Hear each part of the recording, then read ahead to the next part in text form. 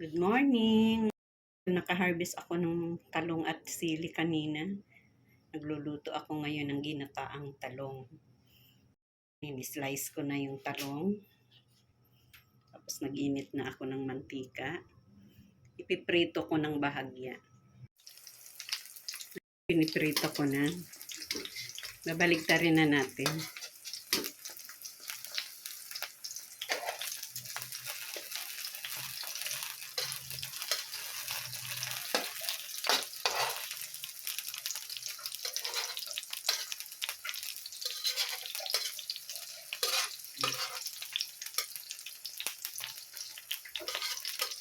Hindi naman natin ipiprito ng yung lutong-luto na kasi gagataan pa natin.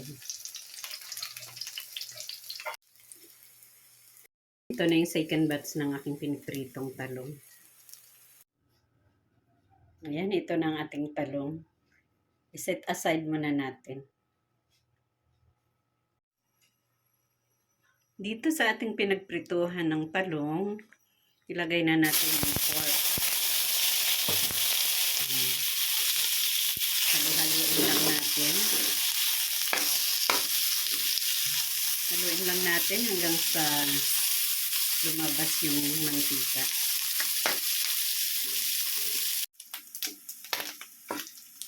Ayan, at medyo brown na yung ating pork. Ilagay na natin yung bawang.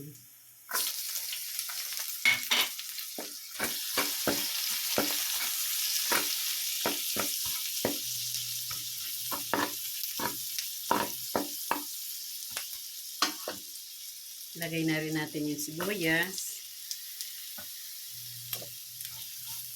Ayan, haluin lang natin.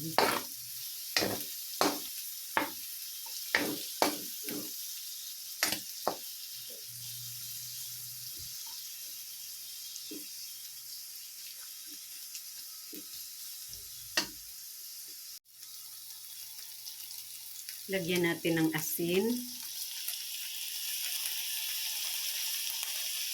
Tapos lagyan natin ng konting gata dahil ang ginagamit ko ay yung naka-pouch na kakanggata.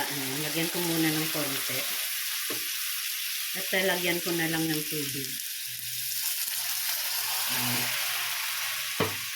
Tapos tatakpan natin at palambutin. Ayan, malambot ng ating pork. Ilagay na natin yung talong.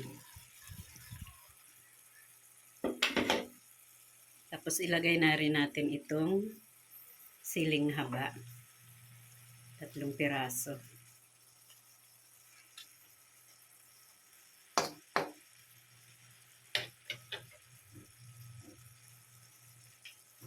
Lagay na natin yung natitirang gata.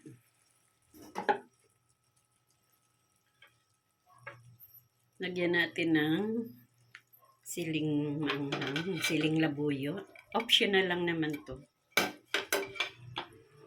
Ayan, at pakuluan ulit natin. Ayan, at kumukulo na. Tikman natin yung sabaw.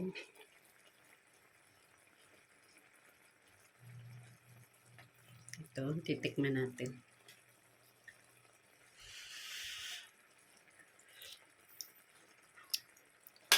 Okay na. Sarap. Kain na tayo.